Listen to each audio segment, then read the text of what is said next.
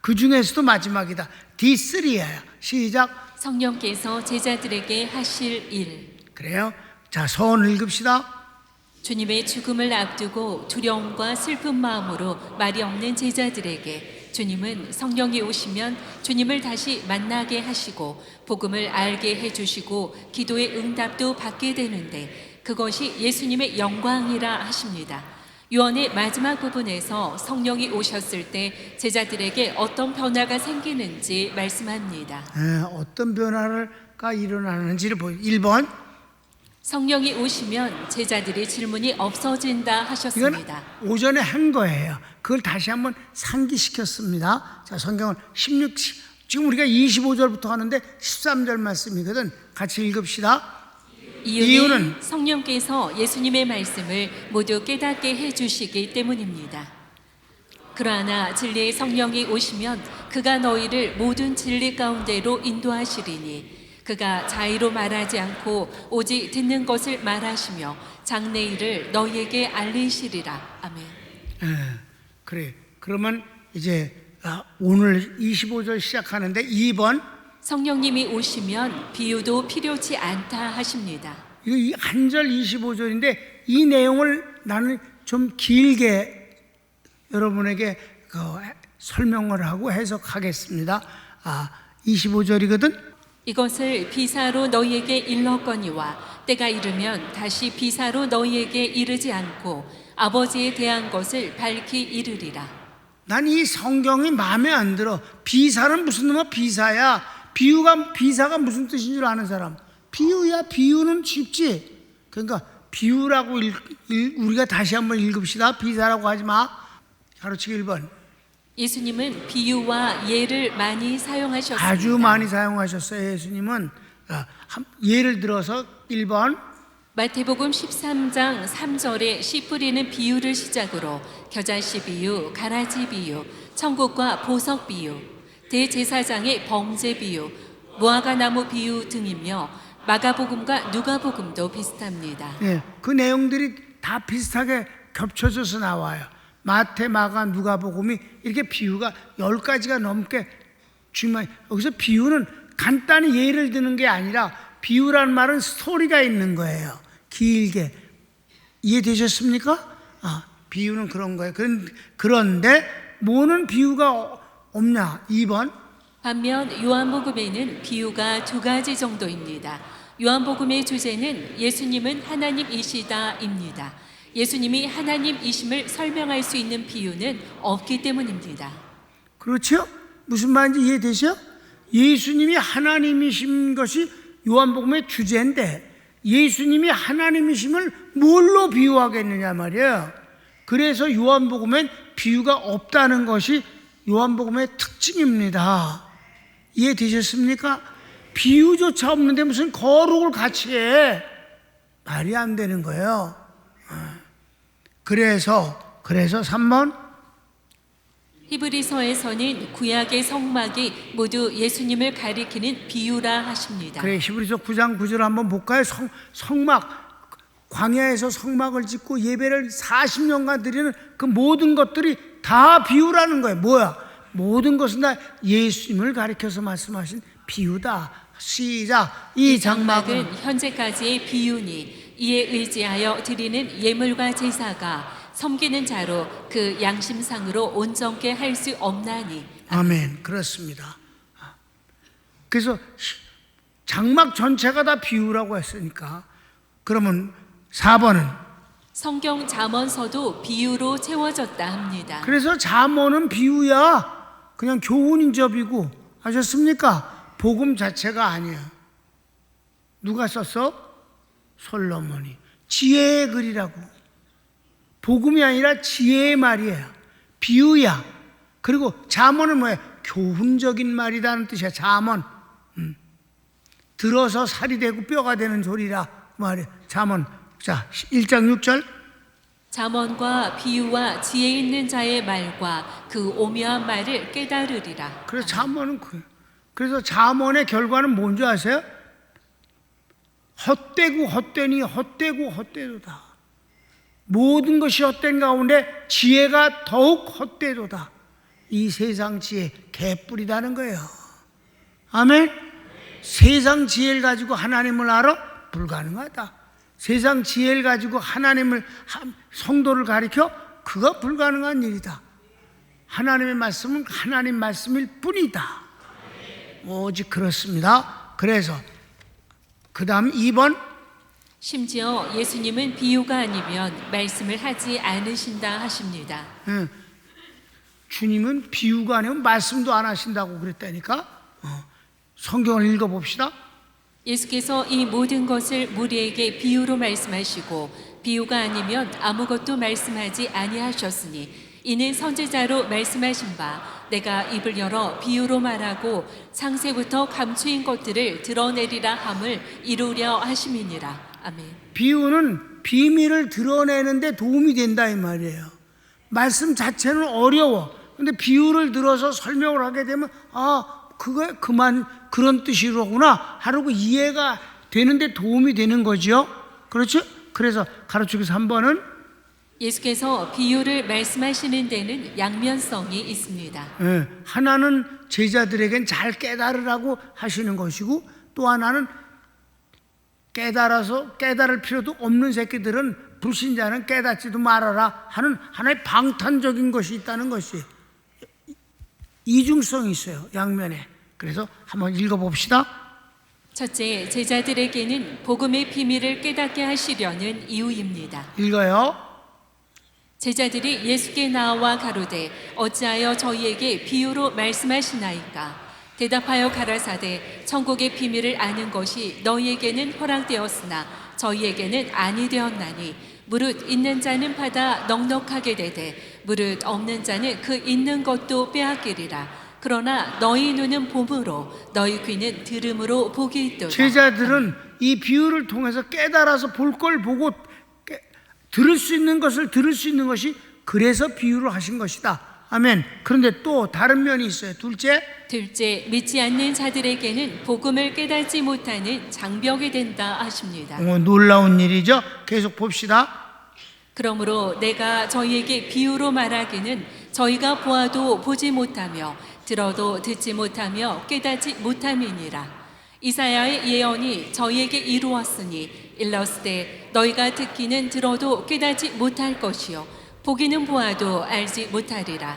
이 백성의 마음이 완악하여져서 그 귀는 듣기에 둔하고 눈은 감았으니 이는 눈으로 보고 귀로 듣고 마음으로 깨달아 돌이켜 내게 고침을 받을까 두려워함이라 하였느니라. 아멘. 왜 불신자들은 깨닫지 못하냐? 불신자는 이래도 반박, 저래도 지랄이거든. 그래 안 그래? 여러분, 예수님이 기적을 역사하시면 역사하시는 대로 연병, 안 하면 안 하는 대로 허락 그러고, 그래 안 그래요? 그러니까 주님이 진리가 없어서 저희들이 안 믿은 게 아니에요. 진리라서 더 안 믿어. 그러니까 그런 것들은 깨달아야 할 필요가 없다는 것이지요. 불신자들은 그런 거다. 그래서 자, 큰 3번. 왜 비유가 필요합니까? 계속. 비유는 전하는 말씀이 이해되지 않거나 어려워할 때 예를 들어 설명하면 이해하는 데 도움이 됩니다. 그 다음에 하나님의 복음은 이 세상에 속한 지식이 아니므로 인간적으로나 세상적으로 깨닫기 어렵습니다. 그래서 예수님은 비유를 들어 설명하셨습니다. 그렇습니다. 그래서 끝도 없이 비유를 말씀하시는 거예요. 성경을 읽읍시다. 예수께서 대답하시되 진실로 진실로 내게 이르노니 사람이 물과 성령으로 나지 아니하면 하나님 나라에 들어갈 수 없느니라. 육으로 난 것은 육이요 성령으로 난 것은 내가 내게 거듭나야 하겠다 하는 말을 기이 여기지 말라. 바람이 임의로 불매 내가 그 소리를 들어도 어디서 오며 어디로 가는지 알지 못하나니 성령으로 난 사람은 다 이러하니라. 니고데모가 대답하여 가로되 어찌 이러한 일이 있을 수 있나이까? 예수께서 가라사대 너는 이스라엘의 선생으로서 이러한 일을 알지 못하느냐? 진실로 진실로 내게 이르노니 우리 아는 것을 말하고 본 것을 증거하노라. 그러나 너희가 우리 증거를 받지 아니하는도다. 내가 땅의 일을 말하여도 너희가 믿지 아니하거든. 하물며 하늘 일을 말하면 어떻게 믿겠느냐? 하늘에서 내려온 자 곧 인자 외에는 하늘에 올라간 자가 없느니라. 모세가 광야에서 뱀을 든 것 같이 인자도 들려야 하리니 이는 저를 믿는 자마다 영생을 얻게 하려 하심이니라. 하나님이 세상을 이처럼 사랑하사 독생자를 주셨으니 이는 저를 믿는 자마다 멸망치 않고 영생을 얻게 하려 하심이니라. 아멘. 이 주님의 말씀을 니코데모는 산헤드린 공회위원 중에 하나이고 그는 신학자예요. 신학을 가리키는 사람이에요. 그런데 주님의 말씀을 이해를 못한다 이 말. 거듭나야 된다. 제가 50이 넘는데 어떻게 어머니 뱃속에서 다시 나옵니까? 이따고 무식한 소리는 한다 이 말이에요. 그러니까 내가 수인말로 해도 네가 깨닫지 못하는데 내가 하늘의 비밀을 말하면 네가 깨닫겠느냐? 그래서 주님은 비유를 드신 것이다. 예수님이 십자가에 죽으시는 것도 마치 광야에서 독사를 매달아서 그걸 바라보는 자들이 죽음에서도 살아나고 고통 중에서도 병이 난 것처럼 인자가 그렇게 십자가에 죽어야 구원을 얻는, 그래야 네가 하늘을 보는 거야. 하늘나라를 보는 거야. 무슨 말인지 몰라서 니코데모가 고민하고 돌아갔다 이 말입니다. 그러나 나중에 그는 성령을 받고 위대한 주님의 종이 되어진 것입니다. 그러니까 이때 예수님을 만난 것을 니코데모는 영원히 잊지 않을 거예요. 아, 주님이 그때 나를 그렇게 개무시하셨는데 그게 무시가 아니라 사실을 말씀하신 것 아니냐. 성령이 오시니 예수님을 내가 이렇게 환히 보지 않는가. 아멘. 그런 것이다. 비유를 그래서 주님이 들으신 것이다. 아멘. 자, 그러면 이제 25절 한 절 갖고 지금까지 오는 거예요, 여러분. 옛날에는 이렇게 안 했어. 그냥 한 번 제목에다 쓱 지나가서 25절 한 절. 근데 지금 25절 한 절 갖고 지금 큰 제목 3개에다가 작은 제목까지 얼마나 많이 해 지금.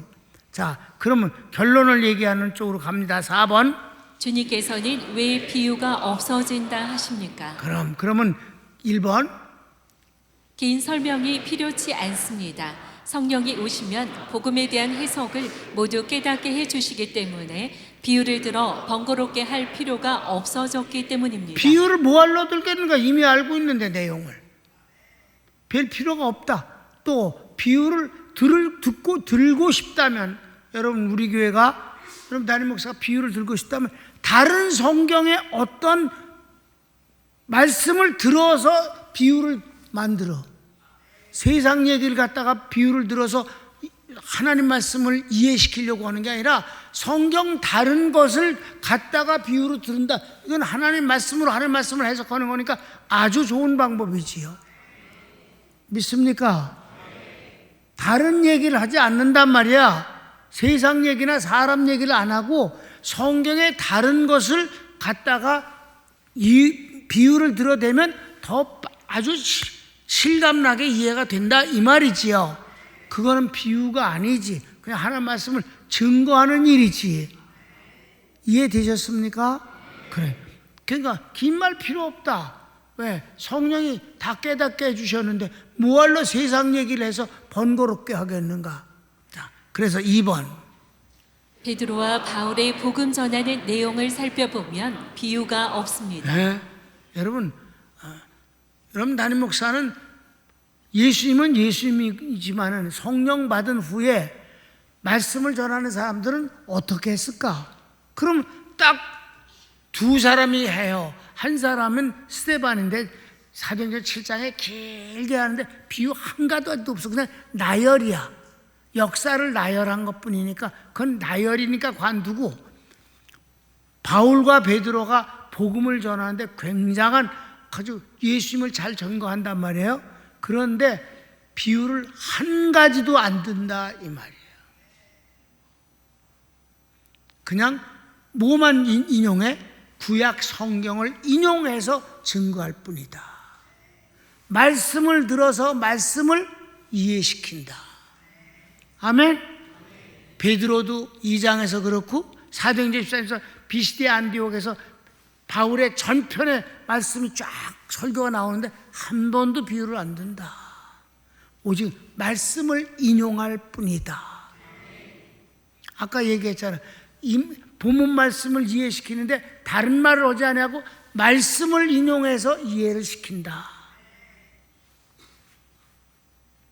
그거야. 그래서 3번 신약 성경 어디에도 스토리가 있는 비유를 찾기 어렵습니다. 천국에서 상을 받는 장면을 설명할 때 운동장에선 다른 박질하는 것을 예로 들을 정도입니다. 그러면 여기다 결승선에 서 있던 선생님이 도장 여기다 팔뚝에 하나 딱 찍어주면 그거 가져가면 공책 주고 연필 주고 그 상 주잖아, 그지? 천국에서 상이 똑같지 않아. 행한 대로 갚아주시는 거예요. 나와 여러분이 천국에서 듬뿍 상을 많이 받기를 원합니다. 이 땅에서도 축복받기를 원합니다. 당연하지. 은혜와 축복은 주님이 주시는 그 선물이니까 받아야지. 그래서 평등하려고 거지 같은 새끼하고 같이 받으려고 거지같이 같이 놀아. 그럼 진짜 망하는 거지. 다른 박치라는 거, 그 정도는 비유가 아니라 예를 드는 것뿐이단 말이야. 아멘? 다른 박치라는 걸 처음부터 뛰다가 2등 하던 놈이 더 빨리 뛰어갖고 1등을 했다, 이러면 그게 비유가 돼. 이거는 그냥 예일 뿐이다. 운동장에서 다름질하는 사람이 많아도 상 받는 사람은 하나인 줄 알지 못하느냐? 그냥 예를 들었을 뿐이다. 천국에서도 다 각자의 상을 받는 것이다, 이런 말씀이지. 그 정도가 신약 성경에 예가 찾기가 어려울 정도로 예가 없다는 말이지. 아멘. 그러기 때문에 5번을 봅시다. 시작. 성경 말씀보다 더 감동적인 비유를 드는 것은 메신저가 아니고 배우입니다. 배우 노릇을 하지 말라는 거예요. 나는 배우가 돼갖고 하나님 말씀은 하나도 은혜를 안 받고 본문이 어딘지도 모르는데 감동되는 예를 들어갖고 눈물을 흘린다.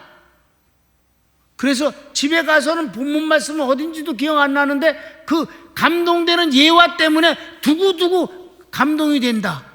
이거는 배우 노릇한 거다. 목사님은 배우가 아니야. 그냥 메신저야. 우린 택배 기사일 뿐이다.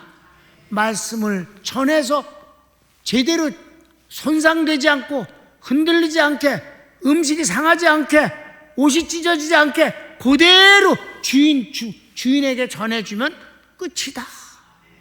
본문 말씀을 그대로 전하는 것이 제일 중요한 것이다. 여러분 정말 그렇다고 믿어지면 크게 아멘. 그래야 합니다. 주님이 비유가 없어진다고 하셨잖아. 6번. 성령을 받은 제자들이 예수님의 이름으로 아버지께 기도하고 주님을 믿고 사랑하면 아버지는 너희를 사랑하신다 하시며 내가 아버지께로 나와서 세상에 왔다. 다시 세상을 떠나 아버지께로 간다 하십니다.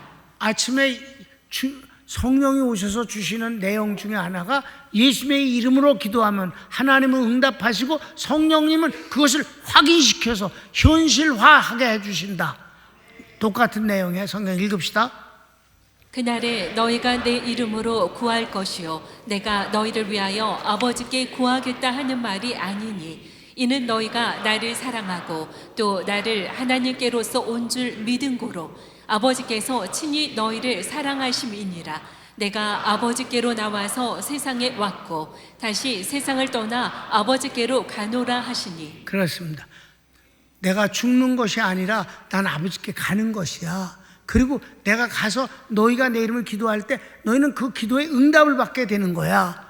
이게 바로 유언의 마지막 보. 이게 지금까지 25절 한 절 갖고 여지껏 했고 이 6번이 26절부터 28절까지를 본 내용의 기도 응답입니다. 그럼 7번은 또 다른 게 뭐가 있을까요? 시작. 제자들이 예수님께 지금은 비유로 하지 않으시고 밝히 말씀하시니 주님의 모든 것을 믿습니다. 난 여기서 좀 웃음이 나와. 솔직히 말해서 이게 이러는 거야. 아 그렇군요. 주님이 비유로 말씀 안 하시고 그냥 그대로 진리를 말씀을 해주신가 저희들이 믿겠습니다. 아주 이랬어. 그러니까 아니 성령도 안 받았는데 벌써 믿었대. 왜? 비유로 말씀 안 하시니까 믿겠대 이제. 이건 진짜 웃기는 소리 아니야? 그러니까 주님이 뭐라고 응답하셨어? 주님도 웃기셔. 제자들이 말하되 지금은 밝히 말씀하시고 아무 비유도 하지 아니하시니 우리가 지금이야 주께서 모든 것을 아시고 또 사람의 물음을 기다리시지 않는 줄 아나이다. 성령이 오시면 그렇게 된다고 그랬는데 이게 성령도 안 하는데 벌써 그렇게 된 것처럼 이렇게 말을 하잖아. 그러니까 주님이 어안이 벙벙하시잖아. 그래서 내가 비유를 안 하니까 다 깨달았다고? 주님이 이제 응답이 그래야 되잖아. 이게 성령이 오시면 되는 일을 이미 다 아는 척 하니까 주님이 뭐라고 그러셨겠어? 이 새끼들 봐라. 야, 너희들이 다 놔두고 도망갈 놈들이 무슨 소리라는 거야? 지금 그러시는 거야. 이로써 하나님께로서 나오심을 우리가 믿었나요? 믿습니다. 주님이 비유를 안 드시니까 주님이 하나님께로 오신 분인 줄 믿습니다. 그러니까 8번. 예수님께서 이제는 너희가 믿느냐? 그러나 너희가 각각 흩어지고 나 혼자 둘 때가 오나니 벌써 왔도다. 그러나 나는 아버지께서 함께 계시느니라. 진짜 믿어? 그런데 왜 날 두고 다 도망가 이 새끼들아? 주님이 십자가에 못 박을 때 다 도망갔잖아. 아니 잡힐 때부터 도망갔잖아. 그거 한 번도 못 만났잖아 주님이. 밤새 신문 받고 매 맞고 막 말도 못하는 고난을 당하는 동안 제자들 어디로 다 없어서 안 왔단 말이야. 베드로만 멀찍이면서 보다가 도망가 버리고. 그러니까 비유를 안 하니까 다 알겠다고? 근데 왜 조금 있다 다 도망갈 건데? 그렇지만 너희들이 다 도망가도 괜찮아. 아버지는 나와 함께 계시니까. 자, 성경을 읽읍시다. 예수께서 대답하시되 이제는 너희가 믿느냐? 보라, 너희가 다 각각 제 곳으로 흩어지고 나를 혼자 둘 때가 오나니 벌써 왔도다. 그러나 내가 혼자 있는 것이 아니라 아버지께서 나와 함께 계시느니라. 아멘. 그랬어요. 그러니까 주님이 제자들이 그래도 뭐라고 크게 면박은 안 주시고 이 새끼 무슨 깨달은 척하고 그러시니. 비유나 잘 깨달아니 비유를 들어도 못 깨달아는 놈들이 그러지 않으시고 그냥 진짜 믿니? 근데 있잖아, 왜 조금 있으면 다 도망갈 텐데 너희들이 이렇게 말씀 정도만 하셨다 그거지. 그러니까 주님은 그래도 너그러우셔 가만 보면. 그러니까 고목사고는 좀 달라. 9번 마지막입니다. 유언의 마지막 말씀은 제자들에게 평안을 주십니다. 세상에서 너희가 환난을 당하나 담대하라. 내가 세상을 이기었노라. 정말 주님이 제자들에게 마지막 유언의 마무리 말씀은 평안이에요. 성경을 읽읍시다. 이것을 너희에게 이름은 너희로 내 안에서 평안을 누리게 하려 함이라. 세상에서는 너희가 환난을 당하나 담대하라. 내가 세상을 이기었노라 하시니라. 아멘. 이게 유언의 끝이다. 이 14장부터 시작되어진 이 긴 유언이 마태마가 누가복음엔 단 한 줄도 기록되지 아니하고 오직 요한복음에만 기록된다. 이 어마어마한 내용이, 그것도 미스테리예요. 난 그걸 이해할 수가 없어. 도대체 어떻게 요한복음에만 기록이 됐는가. 그래서 난 결론을 안 쓰기로 했어요. 유언 전체의 결론은 이렇게 간단합니다. 봅시다. 유언이 끝납니다. 놀라운 선물을 주시는 유언입니다. 이거 이상은 더 많은 말씀을 드리려면 어떻게 돼? 유언 전체 설명해야 돼? 정말 놀라운 유언입니다. 주님이 주시는 이 성령에 대한 약속. 14장은 성령에 대한 설명이에요. 15장 포도나무와 가지의 비유, 생명적 관계에 대한 것, 많은 열매를 맺게 해주시는 주님의 축복에 대한 약속. 16장이 제일 아주 성령이 오셔서 하실 일이 아주 리얼해. 보혜사로서 예수님과 비교도 안 되는 멋진 분부터 시작해서, 아멘. 그분이 오셔서 하시는 첫 번째가 말씀을 이해하게 해주신다. 다 깨닫게 해주신다. 그렇기 때문에 뭐가 없어졌다? 질문을 하는 사람이 없어진다. 또 비유를 들지 않게 된다. 너무 좋은 거잖아. 그리고 또 하나는 기도의 응답을 받게 된다. 주님이 또 우리에게 주시는 놀라운 그 감추어진 비밀은 뭘까? 성령은 나를 영광스럽게 하는데 그게 뭔 줄 아니? 성령이 내 말씀을 아주 복음으로 전해지게 되면 그것을 받는 사람이 기뻐할 때 나는 영광을 받는다. 성도가 은혜를 받으면 주님은 영광을 받으신다는 거예요. 얼마나 좋은 유언입니까? 여기서 평등이니 나발이니 하는 거지 같은 소리는 없다 이 말입니다. 이게 복음입니다. 그래서 여러분, 담임 목사가 요한복음을 미치도록 좋아하는 이유가 여기에 있습니다. 요한복음은 영적인 성경이거든요.